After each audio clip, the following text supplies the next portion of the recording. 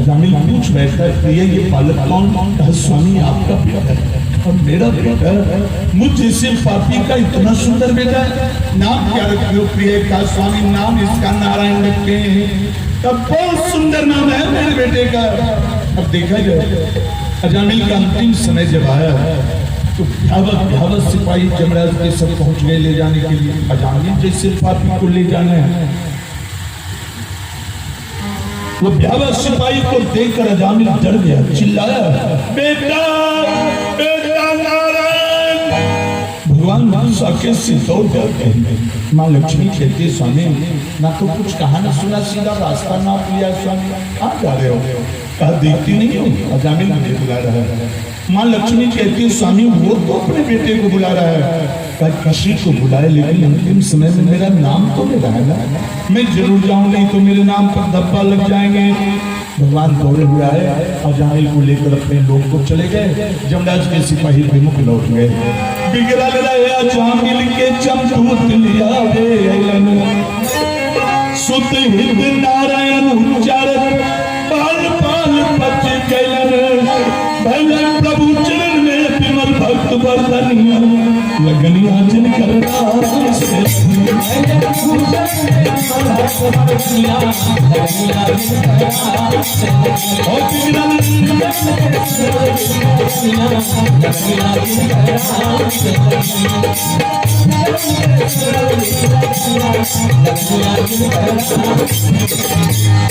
अंतिम कुलपंथी जयपंथी गण का होके जन्म बिगड़ी।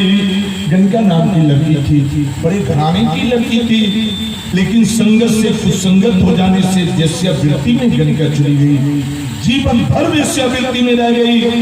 जब बुढ़ापा आया जानती है गंगा कर अपने दरवाजे पर बैठे थी, एक साधु बाबा पहुंचे हाथ में सुग्गा लिए हुए। सामने आने प्रणाम माता जी, कुछ भिक्षा दो माता जी। अब वो गणिका चरण में गिर जाती है। बाबा जीवन में पहली बार माँ शब्द सुनने को मौका मिला है, आज तक मुझे माँ कहने सुनने को मौका नहीं। अब कुछ करने का उपाय बता दो बाबा। साधु बाबा कब देख माता जी करना चाहती हो ना तो ये सुग्गा ले ले और इसे तुम रोज पढ़ाना। पढ़ो ज्योतिया प्रसाद सीताराम। माँ तुम पढ़ाओगी सुग्गा सुन लेगा, सुग्गा पढ़ेगा तुम सुन लेना। बेड़ा पार है कुलपंथी जयपंथी गण का होके जन्म बिगड़ी। सुग्गा पढ़ावत राम नाम ले भव सागर से करनी। अरे जिनकर चाहे जन जन में प्राणियां लगनिया जिन कर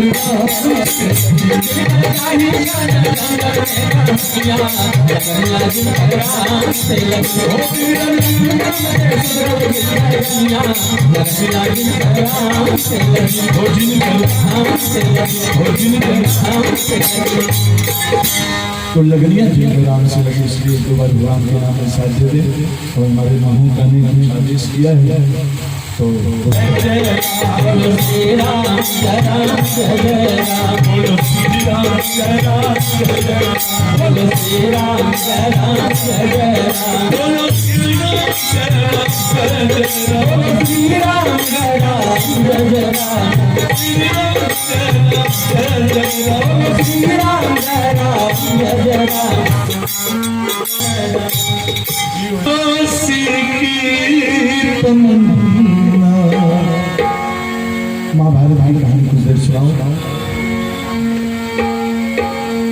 सरफरोशी की तमन्ना अब हमारे सरफरोशी की तमन्ना अब हमारे सरफरोशी की तमन्ना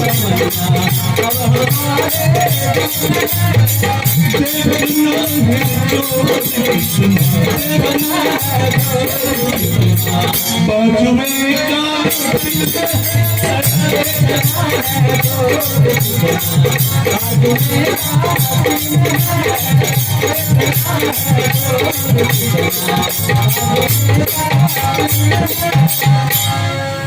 देखना है जोड़ कितना बाजू का दिल में है। आइए जिसमें पांचों भाई भटकते भटकते भटकते आज पांचों पांडव निसहाय है, लेकिन प्रभु की असीम कृपा है। आज भगवान का अर्जुन चलो कहीं टहलने के लिए हम लोग निकले, तो भगवान कृष्ण और अर्जुन दोनों टहलने के लिए निकले। टहलने के रास्ते में एक जंगल मिली, जिस जंगल में आग लगी थी। जंगल में आग को देखते ही भगवान का अर्जुन बुताओ इस आग को, न जाने बहुत सारे प्राणी झुलस कर मर जाएंगे। अर्जुन आदेश पाते ही अर्जुन छावनियां मारकर ऐसा बाण पृथ्वी में दिया, इतना जल ऊपर आया, जंगल की आग बुझ गए। उसमें एक मैदानव नाम का राक्षस चल रहा था। अपने आप को बचते हुए पाकर सामने आके कहा, मालिक आपने हमारी जान की रक्षा किया है, क्या सेवा करो मालिक। भगवान इशारा मार देते हैं, अर्जुन तुम्हें रहने के लिए घर नहीं, और ये मकान बनाने में एक नंबर कारीगर है, बनवा ले इससे एक मकान। अर्जुन का मैदान, अगर वास्तविक में कुछ सेवा करना चाहते हो ऐसा करो, ये मेरे लिए एक मकान खड़ा कर दे। मैदानव का मालिक, तब तो वो मकान की रचना करूंगा जिस मकान का नाम मोटे हरफ में लिख दूंगा, माया महल। मालिक मेरा दावा रहेगा, उस मकान में दूसरा कोई नहीं पार पा सकता है। वास्तविक में ऐसा ही मकान वो बनाया। अगर कोई दूसरा मकान के अंदर चला जाए तो उसको उल्टा मालूम पड़े, ये दीवार मालूम पड़ जाए दरवाजा, दरवाजे मालूम पड़ जाए दीवार, कच्ची सड़क मालूम पड़ जाए पक्की सड़क, पक्की सड़क मालूम पड़ जाए कच्ची सड़क, तालाब मालूम पड़ जाए चबूतरा, चबूतरे मालूम पड़ जाए तालाब। अगर कोई दूसरा जाए तो उसे उल्टा मालूम पड़े। ये मकान के बनावट, मकान तैयार होने के बाद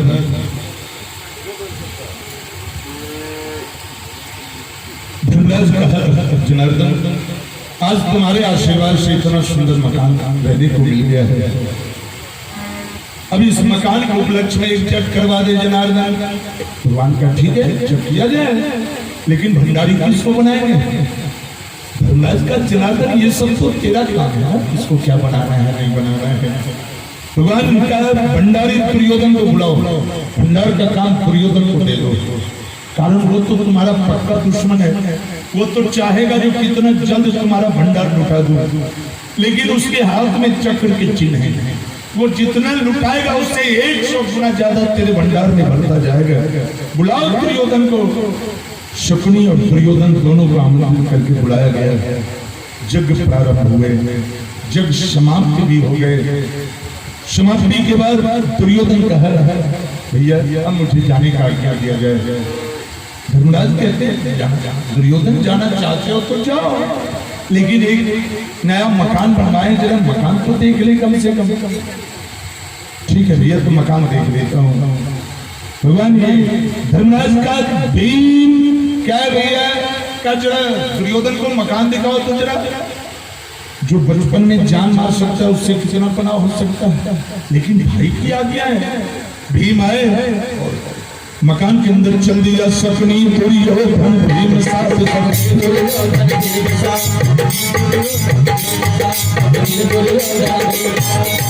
छत भवन देखने को आए, दुर्योधन जब अंदर गया तो मकान देखते ही कहा, बाबू ये आलिशान मकान, और इसमें जो भी रहता है मामा, अरे इसमें तो मेरे जैसे भोगियों को रहना चाहिए। अरे भीतर में तो है चलन बहुत, ऊपर दिल से है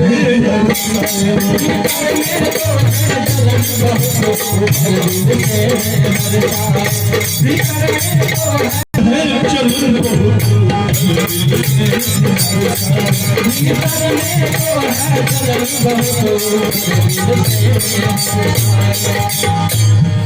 दुर्योधन, ये भीम आगे आगे, पीछे पीछे दुर्योधन, उनके पीछे शकुनी।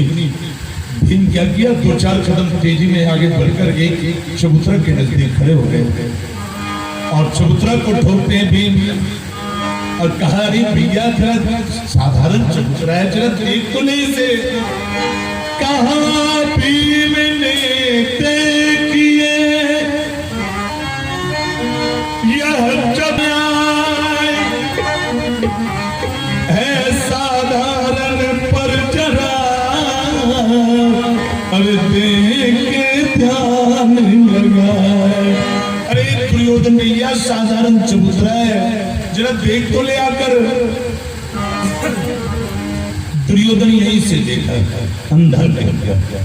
चबूतरा, ये तालाब को चबूतरा कह रहा है, तो भीम उसे ठोकते हैं, अरे भैया ये चबूतरा है, चबूतरा। दुर्योधन कहता मामू वो भीम जो बता रहा है क्या वो चबूतरा है क्या? शकुनी का पागल कहेगा, तालाब को तुम चबूतरा कह रहा है? कहा मामू मेरे नजर में तालाब, आपके नजर में तालाब, इसका मतलब भीम अपने मकान के अंदर रात में मजाक कर रहा है। लेकिन मामू जरूर चलो इस तालाब को देखेंगे, है चबूतरा। मामू अगला तालाब समझकर क्या कर रहा है? दुर्योधन ने झट तभी धोती लिया संभाल, पानी में जाना है ना, शकुनी भी मोजा तथा जूता लिया निकाल। भीम यहीं से मन मन सोच रहे हैं पागल चबूतरा पे बैठने के लिए धोती कुर्ता जूता पोता हुआ खोल रहा है। दुर्योधन का भीम देख लिया तेरे चबूतरा को, अब से मैं आगे आगे चलूंगा। भीम सोचा अच्छा हुआ, कारण हम जो असल कहेंगे इसको साफ उल्टा मालूम पड़ेगा, अब असल नकल का खुद पता लगा लेगा। दुर्योधन आगे आगे पीछे शकुनी उनके पीछे भीम। कुछ दूर जाने के बाद भीम अपना काम कर दिया है। कहा भीम ने अब जरा करे उधर की सैर, भैया जरा दक्षिण की तरफ बढ़ जाना, रास्ता पकड़वा दिया। सामने एक तालाब था, तालाब को देखते ही दुर्योधन कहा मामू कितना सुंदर चबूतरा है मामू, चलो जरा इस चबूतरा पे बैठेंगे। भीम सोचा अगर बीच में हम कह दें जो ये चबूतरा नहीं तालाब है, उल्टे मुझ पर बिगड़ जाएगा, छोड़ देता हूँ। सावन भादव का महीना है, तो चार डुबकी लगा लेगा तो क्या करते हैं। भीम चुप रह गए और ये दोनों मामू भगना आगे बढ़ा। दुर्योधन मस्ती में पांव उठाकर जो ही रखना चाह, भला वो चबूतरा हो वो तो तालाब है। दुर्योधन आगे बढ़ा गिरा कुंड में पैर, जब तक संभलता है दुर्योधन तब तक पानी के अंदर। मामू शकुनी भी संभलते संभलते नीचे भगना ऊपर मामू। अब देखा जाए नीचे भगना ऊपर मामू, गिरने वाला हम लोगों की तरफ भूख जो ना हो, लेकिन गिरने के बाद कपड़े कहाँ फटे, चोट कहाँ लगे, ये सब बात में देखता है गिरने वाला जो ही गिरेगा सबसे पहले चारों तरफ देखेगा कि मुझे कोई गिरते हुए तो नहीं देखता है ना। अगर गिरने वाले के सामने आप जैसे इंसान भी खड़े रहते हैं तो थोड़ी सी मुस्कुराहट आ ही जाती है। तो भीम बगल में खड़े थे, मुस्कुरा दिया। भीम कह रहे भैया कपड़े भीगे ना, मैं तुरंत ले आ रहा हूँ। तब भीम उन्हें समझा बोले मत क्रोध अकारण अब कीजिए, अरे मैं कपड़ा ला कर देता हूँ भाई चल कर धारण कीजिए।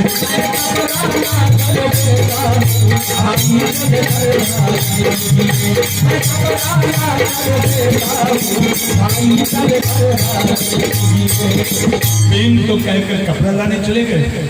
वही कहा द्रौपदी चीन हनन का बेन बीज यही मिलता है।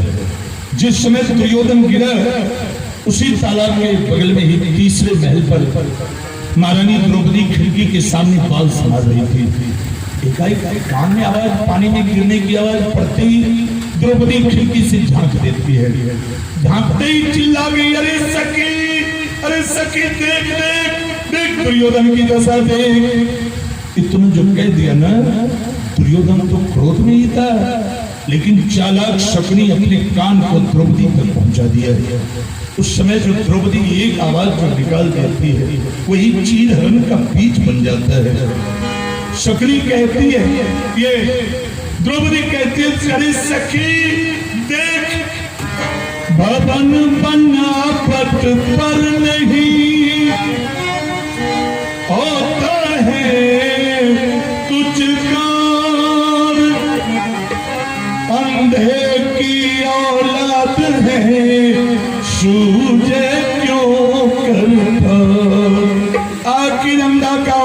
लड़ाई होगा ना, यही आवाज चीन हलन का बीज बन जाता है।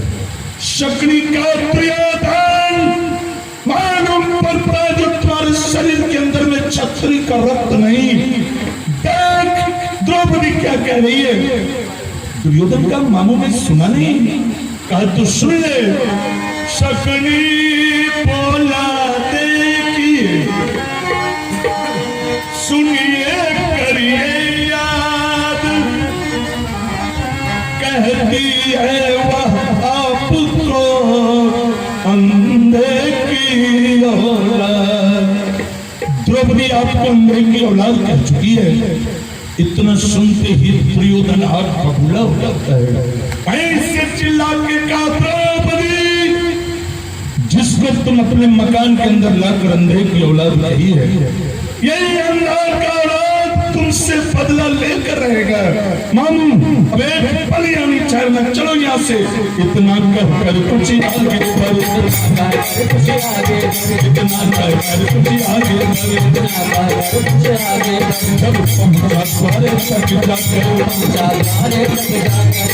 दोनों मामू भगना तेज गति में क्रोध में जल जल करता हुआ दरवाजे पर आया तो एक हाथ दौड़ा गया। दरवाजा को दीवार समझ लिया, दीवारे को दरवाजा समझ लिया। दीवार छोड़कर दरवाजे में ऐसा ये दीवारे ने ऐसे टक्कर मार दिया, वह द्वार नहीं दीवार रहा, गिर पड़ा वहीं टक्कर।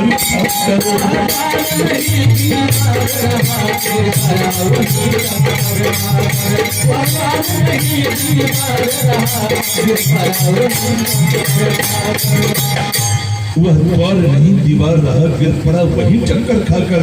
जो ही दुर्योधन गिरा तब तक भीम पहुंच गए। भैया मैं आ ही रहा था, तो फिर तेजी करने की क्या जरूरत। कपड़े बदलने के बाद धर्मराज के सामने दुर्योधन कहा, भैया अब मुझे जाने का आज्ञा दिया जाए। धर्मराज का ठीक है। दुर्योधन अपना घर पहुंचा हस्तिनापुर। एक ही रथ बदला, उन पांडव पुत्र से बदला लूंगा। शकुनी का भांजे किससे बदला लेने चला? पांडव पुत्र से। अरे जिसके आगे पीछे रहने वाला अपने ब्रह्मांड का नायक हो, जिसके बगल में रहने वाला धर्म का अवतार हो, जिसके बगल में रहने वाला के पांव में 50,000 हाथी का बल हो, अरे जिसके बगल में रहने वाला गांडीवधारी हो, जिसके गांडी की आवाज सुनकर देवता भाग जाते हो, और तुम उससे बदला लेने चला।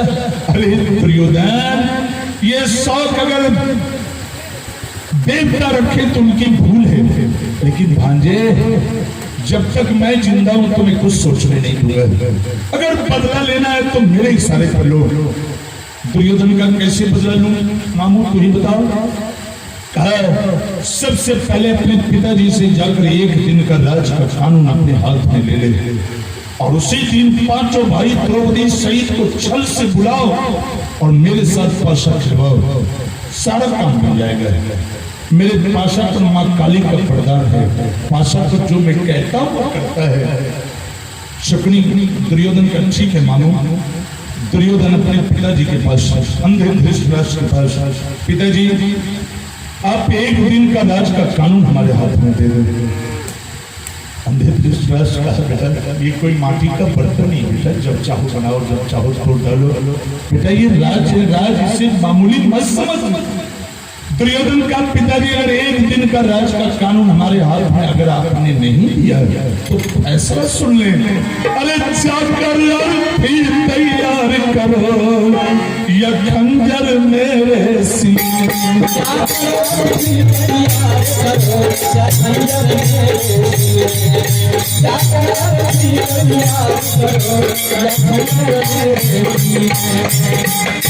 अंधे धृतराष्ट्र का ठीक है बेटा, चलो। बार बार कहता हूं आत्महत्या करना बहुत बड़ा पाप है, इससे बढ़कर कोई पाप नहीं। ले बेटा मैं एक दिन का राज का कानून तुम्हारे हाथ में दिया है। कहा पिताजी तो 2 सादा कागज पर आप अपना सरकारी मोहर लगा दिया। 2 सादा कागज पर सरकारी मोहर भी लग गया। दोनों मोहरदार कागज लेकर मामू भगना एक तरफ चला गया। एक तरफ जाकर एक मोहरदार कागज पर लिखता है आज राज के कानून हमारे हाथ में है। मैं उचित या अनुचित जो भी कुछ करूं, आप दरबारी कर्मचारी सब देखते रहें, हाँ या ना कुछ न कहें। ये एक मुहरदार कागज पर लिखकर जो दोनों पक्ष के नेता थे, बाल ब्रह्मचारी, भीष्म पिताम्बर, कृपाचार्य, द्रोणाचार्य, सत्सामा, शैल, जो दोनों पक्ष के नेता थे, सबसे दस्तखत करवा लिया। ठीक है दुर्योधन, जो भी करना है कर लेना, मैं कुछ नहीं बोलूंगा।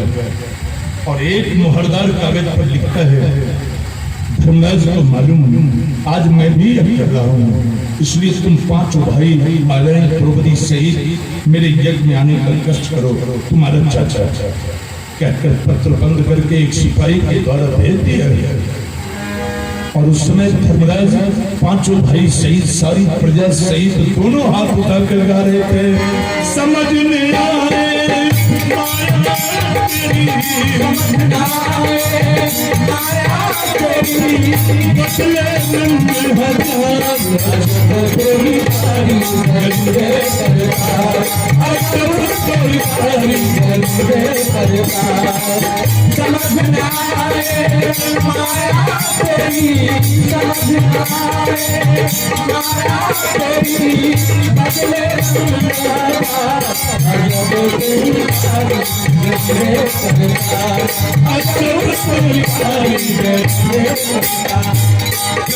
पांचों भाई में आनंद ले रहे थे, सारी प्रजा के बीच चारों तरफ से प्रजा घेरे हुए।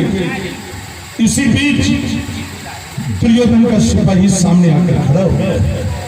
जो ही धर्मराज सिपाही को देखकर चौंक जाते हुए चाट चाट के दूध जो ही चिल्लाए, तब तक सिपाही वहां पत्र लेकर हाथ को आगे बढ़ा देता है। पत्र को देखते ही धर्मराज तेजी ने जो पत्र लेना चाहा, दो असूल हो गया। ताज गिरा, तेजी में जो धर्मराज पत्र लेना चाहे, माथे पर से ताज फिसल जाते हैं। बगल में अर्जुन थे, सोचा ताज को संभाल लो किसी तरह, लेकिन ताज भी नहीं समझ सका। दूसरा सुन, गांडीव गिरे, दो असूल होते ही अर्जुन का कान वहीं खड़ा हो जाता है। लेकिन धर्मराज को कोई फिक्र नहीं, वो तो तुरंत पत्र को निकालते पढ़ते जो धर्मराज को मालूम आज मैं भी अब कर रहा हूँ, इसलिए तुम पांचों भाई महारानी द्रौपदी सहित मेरे यज्ञ में आने का कष्ट करो। तुम्हारा चाचा पढ़ते ही धर्मराज का अर्जुन नाच, अर्जुन नाच। आज चाचा के घर में गोपाल की पूजा। अर्जुन अर्जुन तुम उदास क्यों हो गया अर्जुन? अर्जुन कहा, भैया अगर कोई कह दे जो बालू को मथने से तेल निकल गया हो और पानी को मथने से घी निकल गया हो, ये होना नामुमकिन है, कभी नहीं हो सकता है, हो ही नहीं सकता है। लेकिन भैया अगर कोई मेरे सामने में आकर जिद कर दे जो मैं बालू को मथने से तेल निकलते देखा हूं और पानी को मथने से घी निकलते देखा हूं, भैया कुछ देर के लिए मैं नहीं मान पाऊंगा, वो भी कुछ देर के लिए।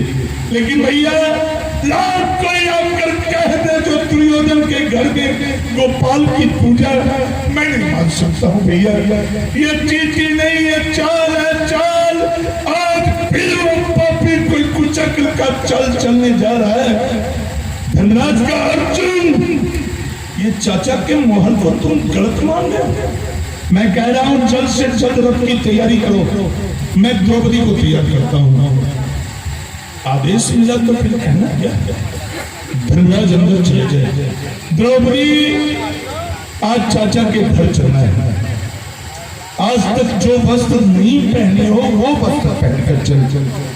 अंदर में तैयारी चल रहा है और इधर धर्मराज ये अर्जुन घोड़े को जब लगाम देते हैं तो मुंह फेर लगाम नहीं देना चाहता है। अर्जुन कहते हैं घोड़े लगाम लेना होगा, मैं जानता हूँ घोड़े, और कुछ अनहित होने वाला है, कहता है पाया नेत्र आज। रघुवर कुछ खोने वाला है भैया कुछ खोने वाला है कुछ खोने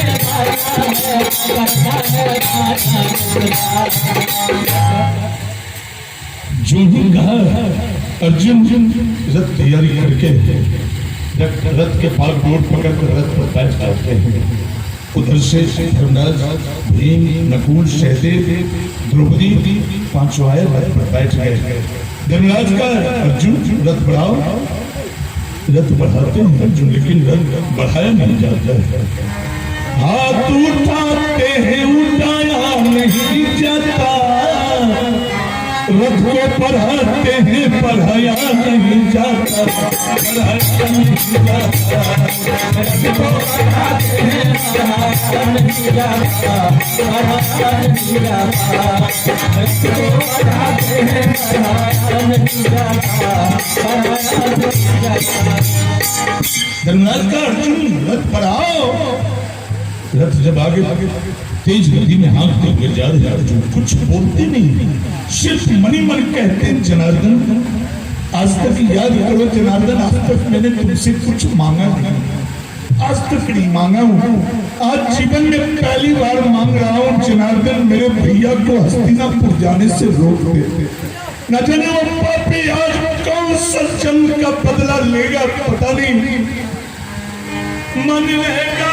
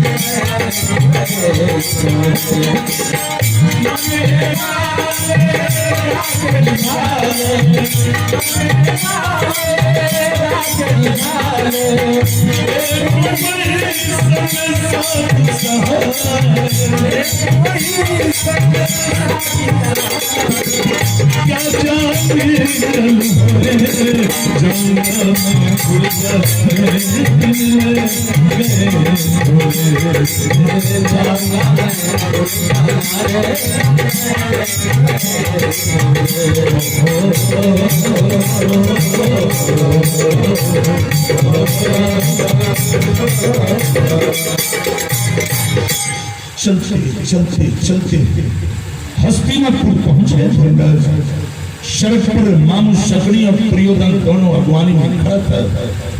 रथ रुकते ही सबसे पहले 10-20 सखियां को बुलाकर महारानी द्रौपदी को रथ पर से नीचे उतारकर महल भेज दिया और इन 5 भाई को सुंदर स्थान पर बिठाकर सुंदर बिछावन लगाकर भव्य स्वागत किया।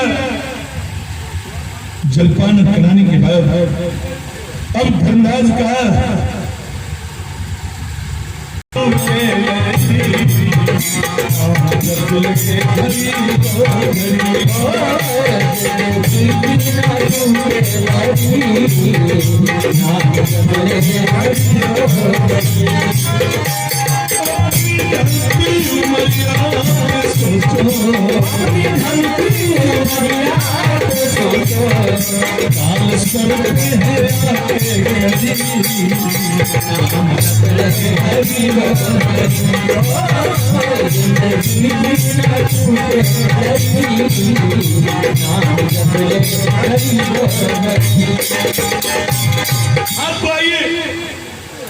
स्वागत के बाद अब धर्मराज पूछ बैठते हैं दुर्योधन, अरे चाचा के पत्र पढ़ते ही मिजाज प्रसन्न हो गया, बहुत खुशी हुई। अच्छा बताओ दुर्योधन, सबसे पहले मुझे जगशाला की तरफ ले चलो, जरा देखूं जगशाला कैसा है, उसके बाद पंडित लोगों से दर्शन करवाओ, ये भी देखूं लोग पंडित लोग कौन कौन है।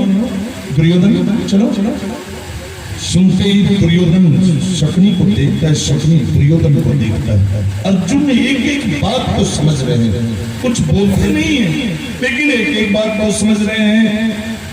दुर्योधन का भैया ये जगह के बारे में हमें कुछ पता नहीं, अरे एकाएक पिताजी की इच्छा हुई तो आपको एक रोज पहले बुलाया गया है, कारण जग के बारे में तो हम लोग कुछ जानते नहीं है, कैसे जग होता है नहीं होता है, इसलिए एक रोज पहले आपको बुलाया गया है। आप आज आए हैं, आज आप विश्राम करें, कल सुबह जग में क्या लगता है नहीं लगता कहते जाएंगे, हम उसे पूरा करते जाएंगे। धर्मराज का ठीक है, दुर्योधन जैसी तुम्हारी इच्छा हो। फिर सारे लोग 2 मिनट के लिए चुप रह गए। 2 मिनट के बाद दूसरा हुआ, शकुनी किया, अरे दुर्योधन महाराज आए हैं, इनके लिए कुछ मनोरंजन का इंतजाम किया या नहीं? महाराज पाशा खेलने में शौक रखते हैं, क्या पाशा का इंतजाम हो सकता है? दुर्योधन कहता हाँ मामू मैं तुरंत कर देता हूँ। दुर्योधन गया, 5 मिनट में आ गया, कारण यहाँ तो सारा इंतजाम पहले से ही है। एक विशाल मंच बनवाया दुर्योधन, बहुत बड़ा मंच, जिस मंच के बीच में एक तरफ अंधे धृतराष्ट्र बैठे हुए हैं, मंच के एक कोने पर बाबा भीष्म बैठे हुए हैं, एक कोने पर कृपाचार्य बैठे हुए हैं, एक कोने पर अश्वत्थामा बैठे हुए हैं, एक कोने पर द्रोणाचार्य बैठे हुए हैं, और मंच के बीच में बहुत बड़ा पाशा सजाया गया है, और मंच के सामने लाखों लाख की मजमा की भीड़। ये वहां का इंतजाम जो ही दुर्योधन का शकुनी, अरे दुर्योधन महाराज के लिए पाशा का इंतजाम हो सकता है। दुर्योधन कहता हाँ मामू मैं तुरंत कर देता हूँ। कहा तो जाओ। दुर्योधन गया और 5 मिनट में आ गया, मामू पाशा का इंतजाम हो चुका है। दुर्योधन हाथ जोड़कर कहता है भैया आप पाशा खेलना पसंद करेंगे? महाराज का क्यों नहीं, चलो आगे आगे। दुर्योधन पीछे शकुनी, उनके पीछे 5 भाई, उनके पीछे बहुत सारे लोग। मंच के नजदीक जो ही पहुंचे, अर्जुन मंच को देखा, आगे के दृश्य को देखा, अर्जुन चरण में गिर जाते, भैया भैया इस पासे पे मत बैठो भैया, ये पासा नहीं ये जाल है भैया, जाल। न जाने कौन सा जन्म का बदला ये पासा आपसे लेगा। धर्मराज का अर्जुन, तो क्या तू मुझे बुद्धू समझता है क्या? अरे पासा है तो क्या है, जरूर खेलूंगा। यूं तो कभी का कहना उस समय धर्मराज की बुद्धि भ्रष्ट कर दी गई थी, धर्मराज अपने काबू में नहीं थे, कारण ऐसे ऐसे योद्धा वीर सब बैठे हुए। जिस योद्धा वीर पर हमारे राष्ट्रकवि दिनकर जी ने लिखा है, रे रोग युधिष्ठिर छोड़ यहाँ जाने दे उनको स्वर्गधीर, पर फिरा हमें गंभीर गदा लौटा दे अर्जुन वीर। ऐसे वीर वहां बैठे हुए हैं, लेकिन एक शब्द बोल नहीं सकते। धर्मराज जब मंच पर जाने लगे तो अर्जुन भी चारों भाई पीछे से चल दिया। हर हर गंगे हर हर गंगे हर हर गंगे हर हर गंगे हर हर गंगे हर हर गंगे हर हर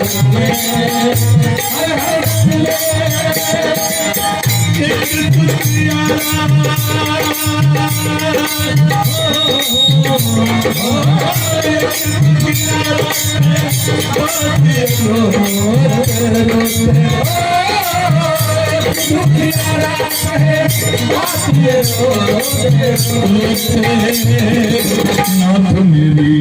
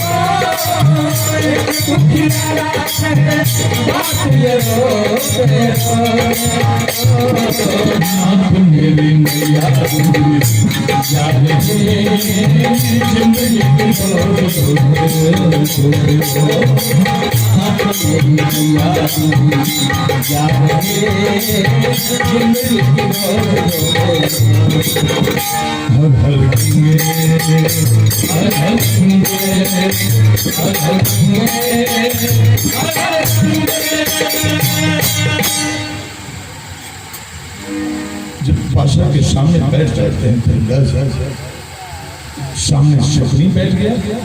महाराज खेल शुरू करो। धर्मराज का मामू, तुम मामू जरूर हो, लेकिन दुर्योधन के यहाँ नौकरी करते हो और यहाँ तो राजा को राजा के साथ पाशा खेलना चाहिए। आओ भाई दुर्योधन, जरा हम दोनों भाई हाथ तो मिला ले। दुर्योधन सोचा ये सारा काम गड़बड़ होने पर पड़ गया।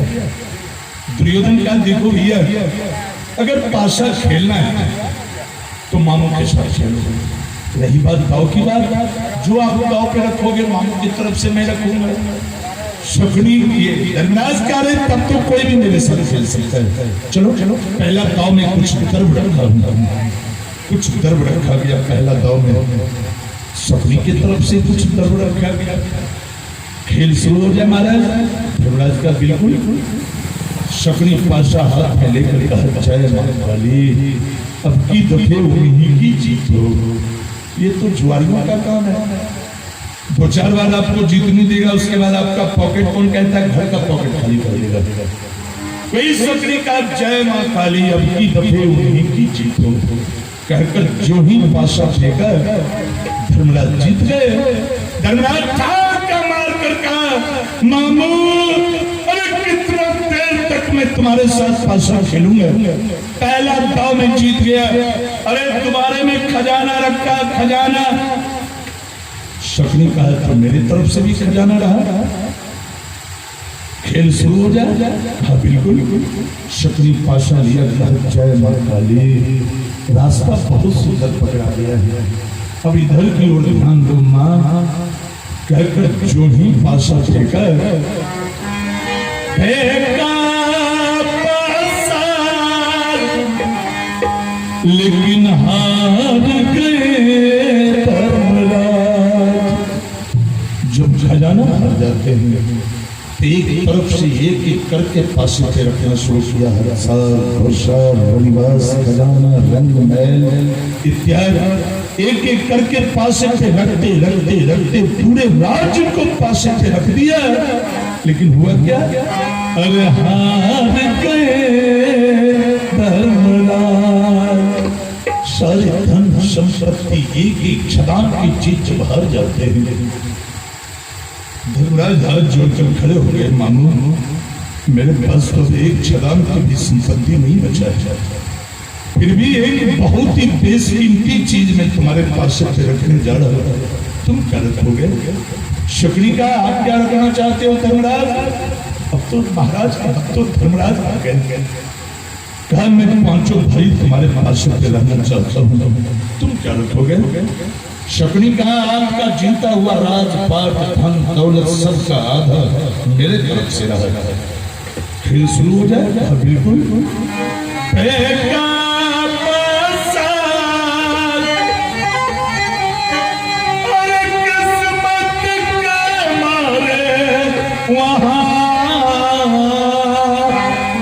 धर्मराज गए हार।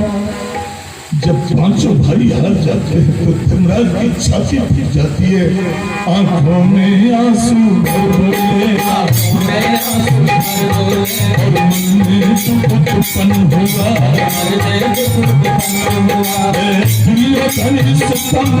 राजा विमान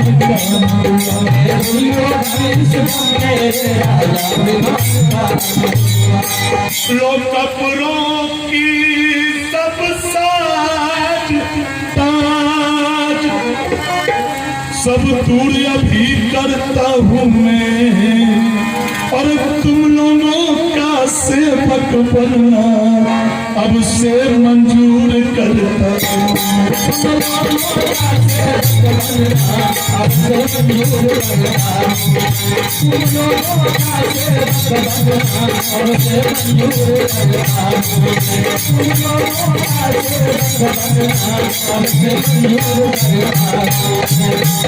जो जी चाहो आज्ञा दो।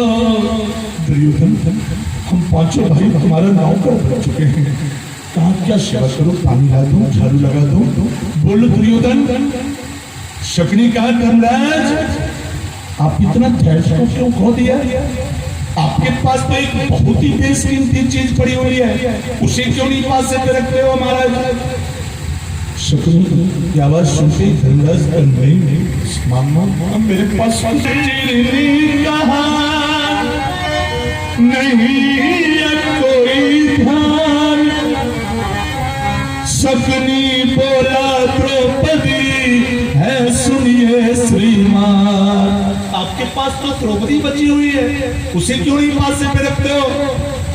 अर्जुन का खबरदार मामा, सारे धन संपत्ति जीतने के बाद अगर मेरी पत्नी को जीतने की कोशिश किया तो मैं तेरे जेब को खींच लूंगा। धर्मराज का अर्जुन शांत से बैठ, क्या कहा तुम द्रौपदी को बेशकीमती चीज माना? तुम्हें मालूम होनी चाहिए मिल जाता है विश्व में सुख और मित्र हजार, पर जग में मिलता नहीं भाई बारंबार। मानो बार बार सहोदर भाई नहीं मिलता है, और ऐसी संपत्ति को तेरे पासे पे रखने में एक बार इच्छा नहीं, और द्रौपदी के बारे में कह रहे हो? चलो मैं द्रौपदी को भी पासे पे रखा, तुम क्या रखना चाहते हो बताओ? कहा आपका जीता हुआ राजपाट धन दौलत पांचों भाई सहित मेरे तरफ से रहा, खेल शुरू कर दो। धर्मराज का मामू खेल शुरू कर दो। जो ही स्वीकार किया शकुनी ठार का मार कर कहा धर्मराज ये पासा मेरे इशारे पर चलता है, पासा को जो मैं कहता हूँ वो पासा करता है। इस पासे से मैंने कहा पासे मेरे मालिक दुर्योधन को दो राज का मालिक बनाओ, उसे भी ये पासा पूरा किया। फिर तुम्हारे पासे से कहा पासे मेरे मालिक को 5 नौकर की आवश्यकता है। धर्मराज आपके जैसे 5 नौकर भी ये पासे ला कर दिया, और ये फिर मैं पासे से कह रहा हूँ पासे मेरे मालिक दुर्योधन को एक अपूर्व सुंदरी दासी की जरूरी है, और ये दासी लाने के लिए उतावला है। फेंक दो। धर्मराज का बिल्कुल फेंका पासान,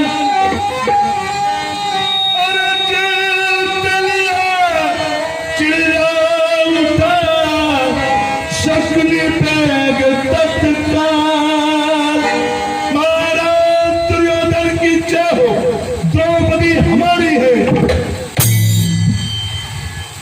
जो ही कहा गड़गड़ाहट की ताली सभी भाई मिलकर बजा दिया।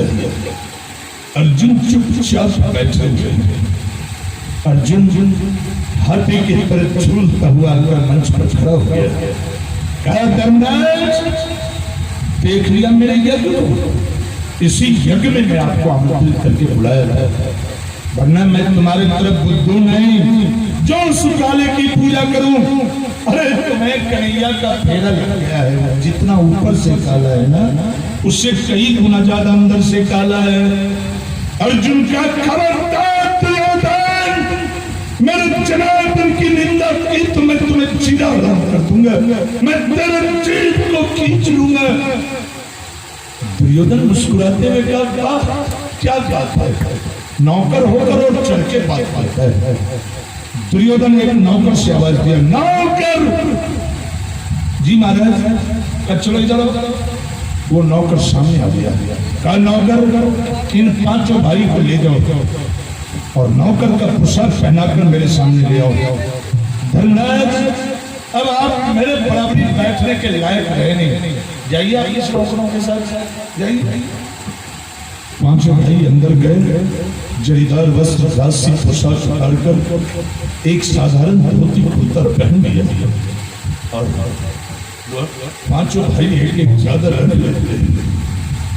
जब मंच के सामने आते हैं तो 20 लाख की मजमा काटो तो ढूंढ, आंख और कान दोनों बंद कर लिया जनता, सारी जनता।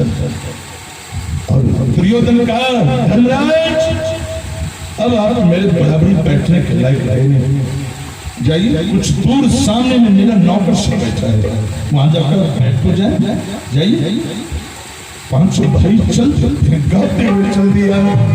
होनहार पलवान रे मनुआ होनहार पलवान, होनहार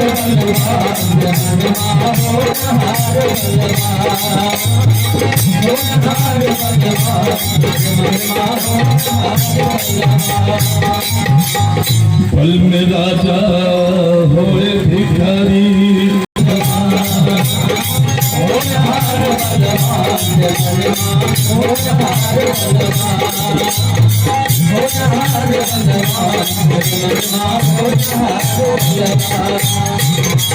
कहीं पे धूप कहीं अंधियारा, कर्माधीन विश्व यह सारा, चर्चे तन मुनि मानव दानव, विधि के यही विधान।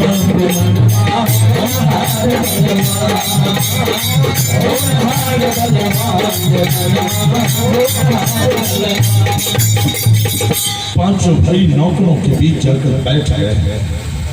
अब दुर्योधन 100 वर्ष का बूढ़ा सिपाही था, 100 वर्ष का बूढ़ा सिपाही। एक बार दुर्योधन का सिपाही चलो इधर आओ, वो बूढ़ा सिपाही सामने आ गया। क्या है छोटे मालिक? कहा सिपाही जाओ, द्रौपदी रंग महल में नानी बनकर बैठी होगी, उसे बाल पकड़कर घसीटता मेरे सामने लाओ, और द्रौपदी सारी खोल कर नग्न नाच नाचेगी। 20 लाख की जनता आंख कान बंद कर देती है।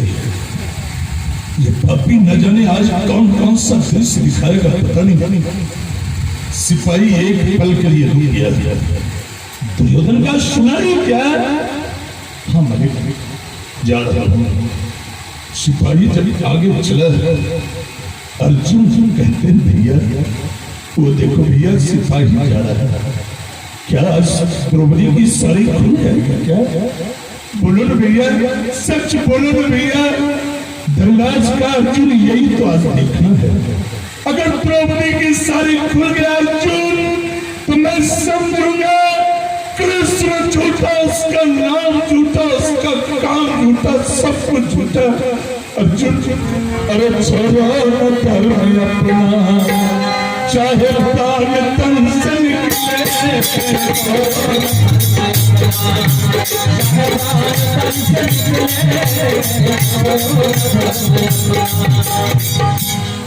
अर्जुन हाथ जोड़कर कह रहा हूं, अर्जुन सांस से देखते चल क्या होता है।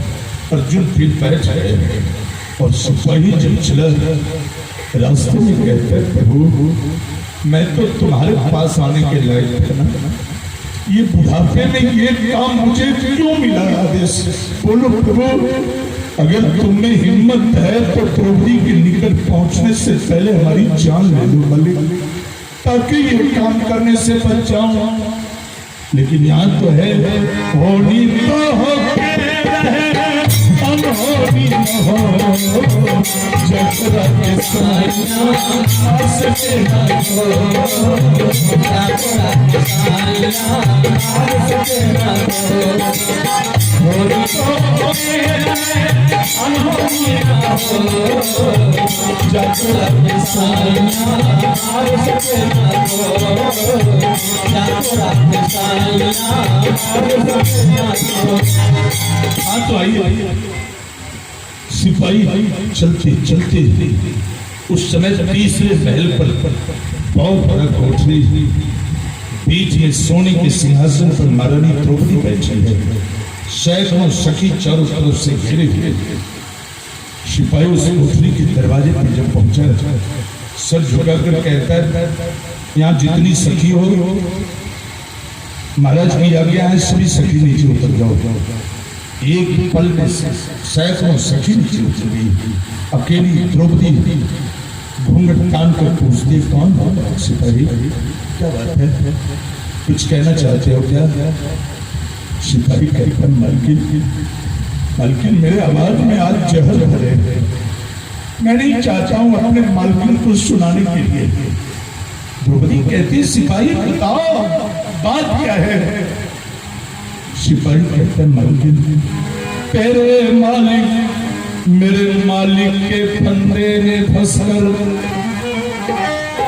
सब राजपाट को हरा है। आपके मालिक को मेरा मालिक ने छल से बुलाकर पासा खिलवा कर सारा राजपाट धन दौलत पांचों भाई आप सहित जीत लिया है।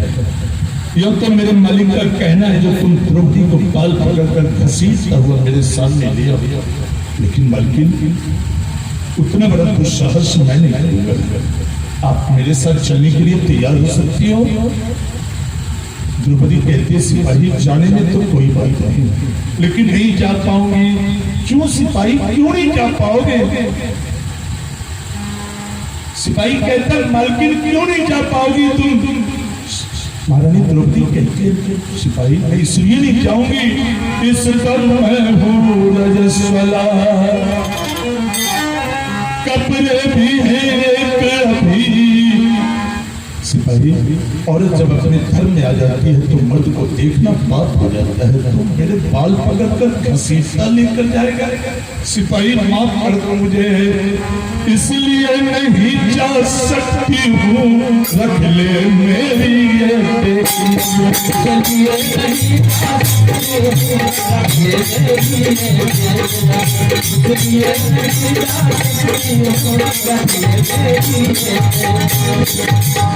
इसलिए नहीं जा सकती हूँ, रख ले मेरी ये कभी। सिपाही एक पल नहीं रुका, तुरंत लौट गया। बहुत नादान करता बेच कर खुशियां पाई, वो बहुत नादान करता भूले नादानी, बेच कर खुशियां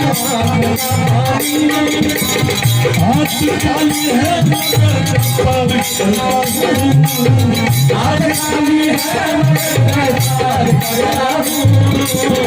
आदमी हूँ आदमी से प्यार करता हूँ, आदमी हूँ आदमी से प्यार करता हूँ, बस यही अपना मैं हर बार करता हूँ, बस यही अपना मैं हर बार करता हूँ, आदमी हूँ आदमी से प्यार करता हूँ, आदमी हूँ आदमी से प्यार करता हूँ। चाहते हो बताओ?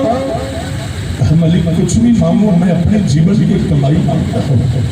देखो मालिक, बचपन से लेकर आज मैंने अपने बाल को सफेद कर दिया, आपके दरबार में सेवा करते करते निस्वार्थ सेवा किया मालिक, आज तक एक छदान तक नहीं दिया हूँ। और इतना ही नहीं, ये देखो मालिक मेरे कान में छेद है ना, ये आपके हाथों का छेद है। आप जब बचपन में रोया करते थे तो मैं आपके लिए हाथी बना करता था, और आप इतना बड़ा लोहे के अंकुश को लेकर मेरे कान में लगाकर मुझे दौड़ाया करते थे। मालिक आज एक एक का कीमत इस जोड़ी में दे दो मालिक, एक एक का कीमत इस जोड़ी में दे दो। दुर्योधन कहता रहे क्या चाहिए बताओ? मालिक मेरे जीवन भर की कमाई एक ही है, उस महलों